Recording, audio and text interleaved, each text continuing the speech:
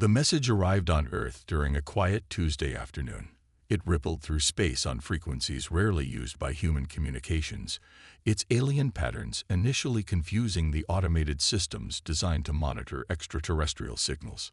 This is High Council Member Zenith of the Veldari Confederation. We request immediate assistance from any civilizations capable of military intervention. The Kryvax Armada has entered our home system. 3 outer colonies already lost. Billions dead. We cannot hold much longer. In the United Nations Space Command Headquarters, Admiral Paul Garcia stared at the translated message on his screen. Humanity had only established contact with 5 alien species so far, and the Veldari were not among them. This transmission marked first contact with a civilization already on the brink of extinction. "How far away is the source?" he asked. "About 18 light years, sir," replied Lisa Foster, the communications officer. Her fingers danced across the holographic interface. "The signal is degrading, but we can still establish a response channel." Garcia nodded. "Prepare a reply. Tell them Earth stands ready to assist." Within hours, the Security Council had convened. The Veldari sent additional information. They were a peaceful species from a low-gravity world who had expanded to 12 planets in their system over centuries. The Kryvax, a nomadic predatory species, had appeared without warning 3 months ago, systematically harvesting planets for resources and leaving nothing behind. "They don't understand warfare," explained General Catherine Young, reviewing the Veldari tactics. "Their defensive capabilities are minimal. They've never needed to fight before." "And they chose to call us?" asked the Russian representative. "Why, Earth?" "Our reputation precedes us," Garcia said with a grim smile. "They've been monitoring our broadcasts. They know what we are." On the main view screen, the Veldari representative appeared. The alien had 4 arms, iridescent skin, and large, fearful eyes. Its translator converted a series of musical tones into English. "We hesitated to contact Earth," the Veldari admitted. "Your species evolved on what our scientists classify as a Class 12 death world. Your biology, your psychology, they are shaped by constant survival pressure unknown to most spacefaring races." "You were afraid of us," Garcia stated plainly. "Yes," came the simple reply. "But the Kryvax leave us no choice. We would rather face the uncertainty of Deathworlders than the certainty of extinction." 3 days later, the UNS Endeavour led a fleet of 7 warships toward the Veldari system. Captain Frank Wilson stood on the bridge, watching as the ships prepared for their first faster-than-light jump. "All vessels report ready, sir," said his first officer, Linda Hayes. Wilson nodded. "Let's hope we're not too late." In his quarters that night, Wilson reviewed the Veldari data packets. Their species had evolved in a paradise. Minimal predators, abundant resources, stable climate. They had never developed significant weapons because they had never needed them. Their technology was impressive, but their warriors were non-existent. The Kryvax, in contrast, were born killers. Images showed their massive ships, covered in what looked like bone armor, tearing through Veldari defenses like paper. Wilson closed the file and stared at the ceiling. The Veldari had called humans for help because they were desperate. They had no idea what they were unleashing, a species born of a harsh world where survival meant being stronger, faster, and more ruthless than everything else around you. The Veldari had asked for help. Instead, they were about to witness something that would change their understanding of the universe forever. The UNS Endeavour dropped out of faster-than-light travel at the edge of the Veldari system. Captain Frank Wilson stood silently as the view screen revealed the devastation ahead. 2 planets were visibly scared, their surfaces marred by impact craters and burning continents. Massive Kryvax harvesters orbited the outermost world, stripping it layer by layer. "My God," whispered Linda Hayes, her eyes wide. "Sensors detecting multiple Veldari vessels retreating toward the inner system," reported Kevin Morris from Tactical. "Kryvax pursuit ships are gaining on them." Wilson straightened his uniform. Battle stations, launch fighters. We're making an entrance they won't forget. The human fleet accelerated forward, splitting into pre-planned formations. The Endeavour led the charge, its massive railguns extending from hidden compartments. The element of surprise was complete. The Kryvax had never encountered humans before and weren't expecting interference from an unknown species. The first volley from the human ships tore through 3 Kryvax pursuers, their bone-like armor cracking under forces they weren't designed to withstand. Earth ships were built to survive the harshest conditions in space: radiation, debris impacts, and weapons designed by paranoid human engineers who assumed the worst of potential alien threats. "Veldari ships are hailing us," said Communications Officer Susan Park. The main screen flickered to life, showing a Veldari with trembling limbs. Its large eyes blinked rapidly at the sight of the humans. You actually came," the alien said through its translator. "I am Ambassador XL Nera. We must dock immediately. Our lead ship has sustained critical damage." "Permission granted," Wilson replied. "We'll provide escort." 2 hours later, Wilson stood in the Endeavour's conference room facing the Veldari delegation. Their slender bodies seemed almost fragile, as if Earth's standard gravity setting was uncomfortable for them. HFY Nera's 4 arms moved in graceful patterns as he spoke. "We thought the Kryvax were invincible," the ambassador said. "You destroyed their ships with such ease." Wilson shook his head. "That was just our opening move. They'll adapt." A young Veldari scientist named Leth stepped forward, scanning Wilson with a handheld device. "Remarkable. Your heart rate is barely elevated despite being in combat minutes ago. Your adrenaline levels would kill most species." Wilson gently pushed the scanner away. "That's enough." "Forgive Leth," HFY Nera said. "We have studied Earth transmissions, but meeting humans in person is unsettling. You evolved in conditions that would kill most sentient species instantly." Lieutenant Ryan Clark, the ship's medical officer, laughed. "Wait until you see what our Marines can do." As if on cue, the door opened and Commander Eric Daniels of the Marine Special Forces entered. His muscular frame towered over the Veldari, who instinctively backed away. "The boarding teams are ready, Captain," Daniels reported. "We've analyzed Kryvax ship layouts from the Veldari data. We can take their command vessel." The Veldari diplomats looked at each other in shock. "You intend to board a Kryvax vessel?" HFY Nera asked. "Their internal atmosphere is toxic to most life forms." Daniels shrugged. "That's what the suits are for. Your soldiers would voluntarily enter such danger?" another Veldari asked. "It's what we're trained for," Daniels replied simply. Wilson watched the exchange with interest. The cultural gap was even wider than he had anticipated. The Veldari couldn't grasp that what they saw as extraordinary courage was standard procedure for humans. Later, as Wilson showed HFY Nera the ship's training facilities, they paused to watch Marines sparring in double Earth gravity. "They're fighting for practice?" HFY Nera asked, his translator struggling to convey his disbelief. Wilson nodded. "Humans have been fighting each other for thousands of years. Now we'll show the Kryvax what that experience means." The ambassador's skin changed color slightly. "The Kryvax thought they were the apex predators of the galaxy," he said quietly. "I believe they were mistaken." Commander Eric Daniels crouched behind a fallen pillar, the sounds of Kryvax energy weapons sizzling past his position. The Marine squad had landed on Veldaris Prime, the second-largest Veldari colony, now mostly under Kryvax control. The gravity here was just 0.7 Earth standard, giving the human soldiers an advantage they were eager to exploit. "Status report," Daniels whispered into his comm. "Team Alpha in position at the North Quadrant," replied Sergeant Amy Foster. "Kryvax have no idea we're here."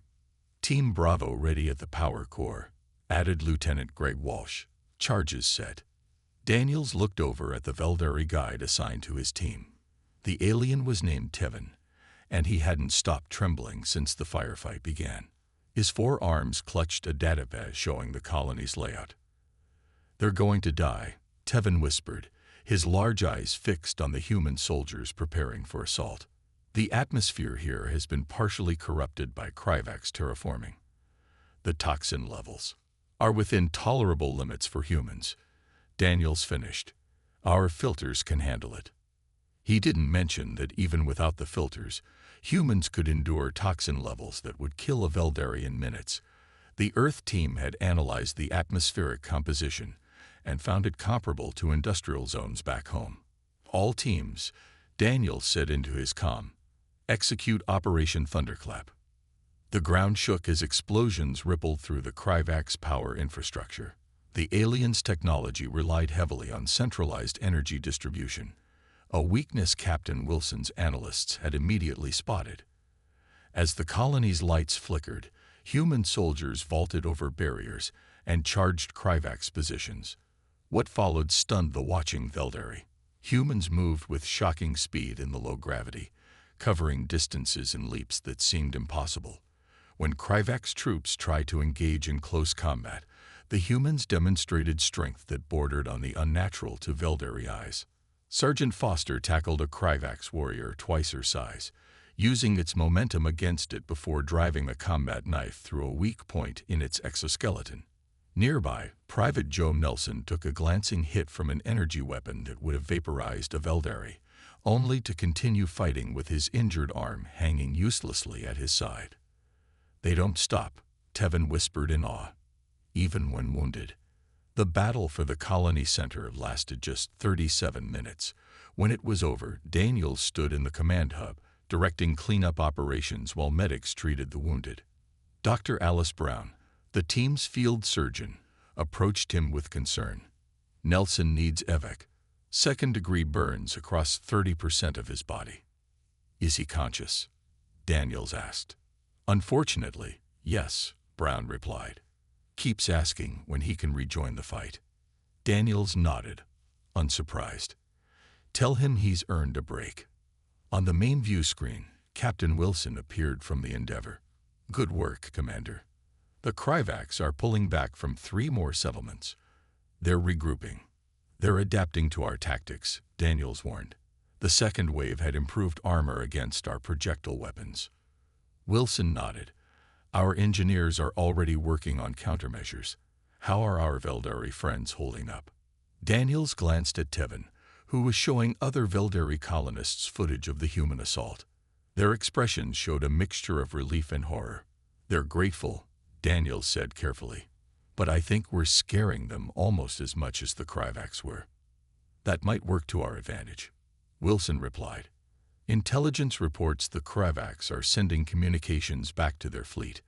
They're calling for reinforcements." Daniels smiled grimly. "Good. Let them come. The more we fight now, the fewer we fight later." As night fell on the reclaimed colony, Veldari civilians emerged from hiding to see their saviors. They watched in silence as human soldiers ate rations containing chemicals that would poison most species, laughed about battle injuries that should have been fatal, and planned the next day's assault with eager anticipation rather than dread. The Kryvaks had been terrifying invaders, but these humans, these Deathworlders, were something else entirely. Captain Frank Wilson studied the holographic display of the Veldari system, his eyes narrowing at the new Kryvaks formations. 5 days had passed since the initial engagement, and the enemy had adapted quickly. Their new ships were larger, bristling with weapons specifically designed to counter human tactics. "They've called in their elite forces," said Linda Hayes, pointing to a massive vessel at the center of the Kryvaks fleet. "That's their command ship. Our Veldari friends say it's called the World Eater." Wilson nodded grimly. "They're taking us seriously now." Chief Engineer Peter Martinez entered the bridge, carrying a tablet filled with schematics. His uniform was stained with hydraulic fluid, evidence of the non-stop modifications his team had been making to the fleet's weapon systems. "We've completed the railgun adjustments," Martins reported. "The new rounds should penetrate their improved armor. But there's a problem. The heat buildup is extreme. We'll only get 3 salvos before requiring a cooldown cycle." "We'll make them count," Wilson said. He tapped the comm panel. All ship commanders, battle conference in 10 minutes. The plan Wilson proposed was audacious. The human fleet would appear to retreat, drawing the Kryvax armada into the asteroid field surrounding the system's fifth planet. The densely packed rocks would limit the Kryvax numerical advantage and force their ships into predictable channels. "It's a trap," Wilson explained to Excel Nera, who observed the planning session with visible anxiety. "But for it to work, we need bait." "The Endeavor," Hayes said quietly, "will be the bait." The Velderi ambassador's skin paled. "That's suicide." Wilson smiled. "Not if we time it perfectly." 2 hours later, the Endeavor moved away from the protection of the fleet, appearing vulnerable and damaged. Fake distress signals broadcast on open channels suggested critical systems failure. The Kryvax command ship, eager to claim a prestigious kill, took the bait. "They're pursuing," reported Kevin Morris from Tactical. 5 destroyer-class vessels, and the World Eater itself. "Hold course," Wilson ordered calmly. "All hands brace for impact." The first volley from the Kryvax ships slammed into the Endeavor's shields. Emergency lights flashed as systems strained under the assault. "Shields at 40%, Hayes announced. "Another hit like that, and we're exposed." Wilson checked the tactical display. Just a little further, and the Kryvax would be perfectly positioned. "Maintain course." The ship shuddered violently as a second barrage hit. A console exploded, sending a crew member flying across the bridge. Medical teams rushed in as smoke filled the air. "Shields critical. Hull breach on deck 7. Now," Wilson shouted. "Full reverse thrust. All weapons target the lead destroyer." The Endeavor suddenly stopped its retreat and turned to fight. The modified railguns fired their 3 salvos directly at the approaching Kryvax vessels. Simultaneously, the rest of the human fleet emerged from hiding positions within the asteroid field, catching the Kryvax in devastating crossfire. The lead destroyer exploded spectacularly as railgun rounds tore through its command center. 2 more Kryvax ships collided, trying to avoid the sudden barrage. The World Eater, however, pressed its attack, focusing all firepower on the Endeavor. "Hull integrity failing," Hayes reported, blood trickling from a cut on her forehead. "Deck 9 is venting atmosphere." Wilson gripped his chair as the ship rocked again. "Divert all power to forward shields. Ram them." The bridge crew exchanged shocked glances, but executed the order. The Endeavor accelerated toward the massive Kryvax flagship, its reinforced prow aimed directly at the enemy's weapon systems. The impact was catastrophic for both vessels. The Endeavor's front third crumpled, but achieved its purpose. The World Eater's main weapon array shattered, leaving it vulnerable to attack from the rest of the human fleet. As emergency systems fought to keep the Endeavor intact, Wilson watched through damaged view screens as human ships converged on the crippled Kryvax flagship. The tide had turned. From the observation deck of a Velderi vessel, Ambassador XL Nera watched in stunned silence. No species in recorded history had ever willingly sacrificed themselves in such a manner. The message was clear. Humans didn't fight like other species.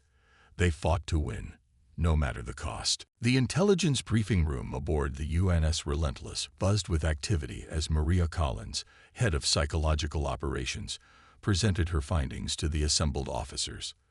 The walls displayed intercepted Kryvax communications, translated into English. "They're calling us the Undine Ones," Collins said, highlighting a particular transmission. After Captain Wilson's assault on their flagship, their communications show a significant increase in fear-based terminology. Captain Wilson, now sporting a healing scar across his cheek, nodded with satisfaction. Though the Endeavor had been severely damaged, emergency repairs had made it operational again. The human fleet had suffered losses, but remained combat effective, something the Kryvax clearly hadn't expected. "Can we use this?" Wilson asked. Collins smiled. "We already are. My team has been broadcasting manipulated footage across Kryvax frequencies, specifically videos of our Marines training in environments the Kryvax consider lethal." She played a clip showing human special forces conducting exercises in hazardous conditions, extreme heat, toxic atmospheres, and high radiation zones.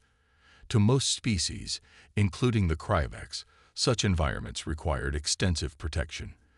The humans wore minimal gear. Their psychology is different from ours, explained Dr. John Patel, the fleet's xenobiologist.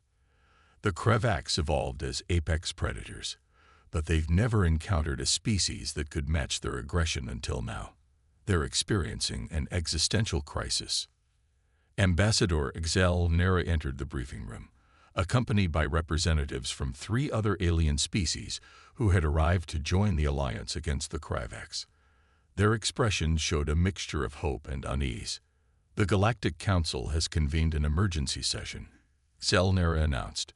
News of your victories has spread. Species that previously refused to fight are now offering support. Because they think we can win, Wilson asked. Because they fear what happens if you don't, replied a reptilian diplomat named Serac. The recordings of your battles have been shared throughout neighboring systems. Many find your methods disturbing. Collins recognized the opportunity immediately. We should arrange a public demonstration. Show our potential allies what humans are capable of. The demonstration took place 2 days later in the reclaimed Veldari colony. Representatives from 12 species gathered to watch as human Marines conducted combat exercises in an environment partially terraformed by the cryovacs, an atmosphere that would kill most of the observers within minutes without their protective suits. Commander Eric Daniels led his team through increasingly impressive displays of strength, endurance, and tactical thinking. For the finale, they deactivated their protective filters, breathing the toxic air directly for short periods while continuing to function. A psychological weapon, Wilson explained to the stunned audience. The cryovacs believe their terraforming protects them from counterattack. We're showing them it doesn't. Later, in private discussions with the Alliance representatives, Xel Nera shared historical records from Earth that his researchers had compiled, documents detailing human wars, their duration, and casualty figures. The aliens were shocked by humanity's capacity for both violence and survival. Your species fought itself for millennia, said Serac, his scales rippling with emotion. You dropped nuclear weapons on your own cities and survived. We learned from our mistakes, Wilson replied simply. A Veldari scientist named Mira approached Wilson after the meeting. I studied the wounds you sustained during the battle with the World Eater, she said. By our medical standards, you should have been incapacitated. How did you continue functioning? Wilson shrugged. Pain is just information. Sometimes you need to ignore it. As the Alliance formalized its structure, humanity was unanimously appointed to lead military operations. No one objected, partly out of respect, partly out of fear. That night, Wilson received a secure transmission from Earth. The United Nations had reviewed the situation and authorized the final phase of operations, a direct assault on the cryovacs' homeworld. The psychological war had worked perfectly.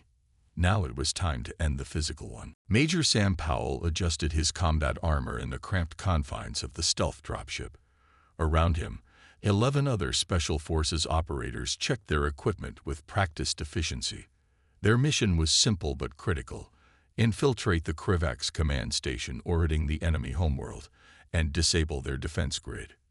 2 minutes to insertion point, announced the pilot over the comm system. Powell looked at his team. These were Earth's finest warriors, men and women who had trained in the harshest environments their planet could offer. Each had volunteered for what Mission Control had classified as a potential one-way trip. Remember, Powell said, we only need 10 minutes of disruption. Make every second count. The dropship's stealth systems had been enhanced with Veldari cloaking technology, making it virtually undetectable to cryovac sensors. It slipped through the defensive perimeter and docked with a massive command station using a rarely used maintenance airlock. Breaching now, whispered Corporal Diane Reed as she placed the specialized cutting charges. 3, 2, 1. The airlock blew inward with surprising silence. a design feature to avoid alerting nearby guards. The team moved inside, their helmet displays automatically adjusting to the station's red-tinged lighting. Meanwhile, the combined fleet of human and allied ships waited at the edge of the Kryvax system. Captain Wilson stood on the bridge of the repaired Endeavour, studying tactical displays that showed the unprecedented assembly of vessels, over 300 ships from 9 different species, all following human battle plans. Major Powell's team has made entry, reported Communications Officer Susan Park. Operation Guillotine is proceeding on schedule. Wilson nodded. All ships prepare for synchronized FTL jump on my mark. Inside the Kryvax station, Powell's team moved efficiently through the corridors, eliminating guards with silent precision. Their Earth-evolved strength gave them a decisive advantage in close-quarters combat. Even the largest Kryvax warriors fell quickly to humans who had evolved on a planet with gravity nearly twice what the Kryvax considered normal. "Control room ahead," Powell announced. "Heavy resistance expected."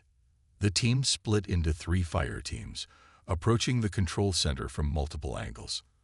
As predicted, the Kryvax had concentrated their elite guards here, massive warriors with enhanced exoskeletons and energy weapons. "Flash and clear," Powell ordered.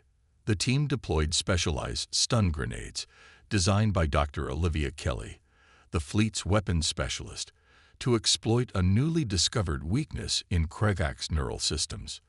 The devices emitted frequencies that disoriented the aliens without affecting humans. The guards collapsed, their nervous systems temporarily overloaded. Powell's team stormed the control center, securing it in just under 2 minutes. "Station control established," Powell reported. "Beginning defense grid shutdown." Lieutenant Jeff Morgan, the team's tech specialist, connected directly to the Kryvax systems. "Their security is impressive," he muttered, fingers dancing across holographic interfaces, "but not impressive enough." Outside the system, Wilson received confirmation of the defense grid's deactivation. "All ships, execute jump now." The Allied fleet vanished from their holding position and reappeared directly above the Kryvax homeworld, bypassing the outer defenses entirely. The surprise was total. "All weapons free," Wilson commanded. "Target military installations only." The battle that followed was brief but intense. Without their defensive grid, Kryvax ships struggled to organize an effective response. Human vessels led the assault, absorbing damage that would have destroyed their ally ships. On the command station, Powell's team fought a desperate holding action as Kryvax reinforcements attempted to retake the control center. "We can't hold much longer," Reed reported, applying a battlefield dressing to a wound on her arm while continuing to fire with her free hand. "We've done enough," Powell replied as he checked the tactical display. "The fleet is engaged. Mission accomplished." The Kryvax homeworld's orbital defenses crumbled under the combined assault. As Allied ships began landing ground forces, a transmission came from the Kryvax High Command. Wilson looked at the Veldari ambassador standing beside him on the bridge. "Your people suffered the most. What terms would you suggest?" Excelenera stared at the viewscreen showing the Kryvax homeworld. "They showed no mercy to our colonies. But we are not like them." He paused. "And we are not like you either. We choose mercy." Wilson nodded with respect. "Very well. Tell them we accept their surrender, with conditions to be negotiated." The final push had succeeded, not just through human strength, but through the combined virtues of all allied species. 6 months after the surrender of the Kryvax, the Grand Hall of the newly established Galactic Council hummed with activity. Representatives from 27 spacefaring civilizations had gathered on the neutral space station to formalize the post-war political structure. At the center of attention stood the human delegation, led by Ambassador Julia Reeves. Captain Frank Wilson, now promoted to admiral, watched from a side chamber as diplomats finalized the Treaty of Veldaris. The document would establish new borders, reparations, and mutual defense agreements that would reshape interstellar relations for generations. "Nervous?" asked Ambassador Excelenera, approaching Wilson with a grace that belied his four-limbed form. Wilson smiled slightly. Diplomacy was never my strength. Yet here you are, the Veldari replied, the architect of peace as well as victory. The treaty signing ceremony began with solemn speeches from representatives of the species most affected by Kryvak's aggression. When it was the humans' turn, Admiral Wilson stepped forward instead of the expected diplomatic corps member. 6 months ago, the Veldari called for help. Wilson began, his voice carrying through the vast chamber. They expected military assistance. What they received was humanity, with all that entails. The assembled delegates shifted uncomfortably. Everyone present had seen the footage of human soldiers fighting in conditions other species considered impossible. The term Deathworlders had become common in galactic discourse. Many of you fear us now, Wilson continued bluntly. You've seen what we're capable of in war. But that's only half the story. Humans are not just warriors. We are explorers, scientists, artists, and dreamers. We fight fiercely because we love deeply. In the audience, Commander Eric Daniels sat beside Mira, the Veldari scientist who had studied human physiology during the war. Their friendship had blossomed into something more, one of many cross-species relationships forming in the new era of cooperation. Earth will establish embassies on any world that welcomes us, Wilson announced. We offer our protection, our technology, and our friendship. The choice to accept is yours. The response was overwhelming. Species that had initially feared human involvement now sought formal alliances. The Veldari, once among the most peaceful civilizations in known space, requested permanent human military advisors to develop their own defense capabilities. Later that evening, at the celebration following the treaty signing, Wilson found a quiet moment with Dr. Alice Brown, the surgeon who had treated countless wounded during the conflict. The Galactic Medical Association has requested your research on human regenerative abilities, Brown informed him. They believe it could help develop new treatments for species with less robust healing systems. Wilson nodded, approved the sharing, with restrictions on military applications. Always the soldier, Brown said with a smile. Someone has to be, Wilson replied. Across the room, the Kryvak's representative, a subdued figure compared to the warrior race's previous swagger, approached Ambassador Reeves. We underestimated your species, the alien admitted. Our histories taught us that only the Kryvaks had the will to dominate. We were wrong. We didn't come to dominate, Reeves corrected. We came to help. As the celebrations continued, Admiral Wilson stepped onto an observation deck overlooking the vast starfield beyond. Ambassador XL Nera joined him, bringing 2 glasses of a luminescent Veldari beverage. When we sent that distress call, XL Nera said, we feared extinction. Then we feared you. Now, looking at what has emerged from this conflict, I wonder if both fears were misplaced. Wilson accepted the drink. How so? The Kryvaks taught us fear, XL Nera explained. Humans taught us determination. One destroys, the other builds. They stood in comfortable silence, watching distant stars where human ships now patrolled alongside their allies. The next morning, at the final council session, the Veldari High Chancellor addressed the assembly. We asked for help in our darkest hour, the Chancellor stated. The humans answered with a ferocity that terrified even our enemies. But they also showed us something more valuable, that strength without compassion is empty, and that even the most peaceful species must sometimes stand and fight for what they believe in. The Chancellor raised a ceremonial glass. To our human friends, may we never need to call upon your warrior nature again, but may we never forget the lessons you taught us. As Wilson prepared to return to Earth, he knew the galaxy had changed forever. Humanity had emerged from its isolation into a complex interstellar community. They had been called to fight, but their greatest victory was the peace that followed.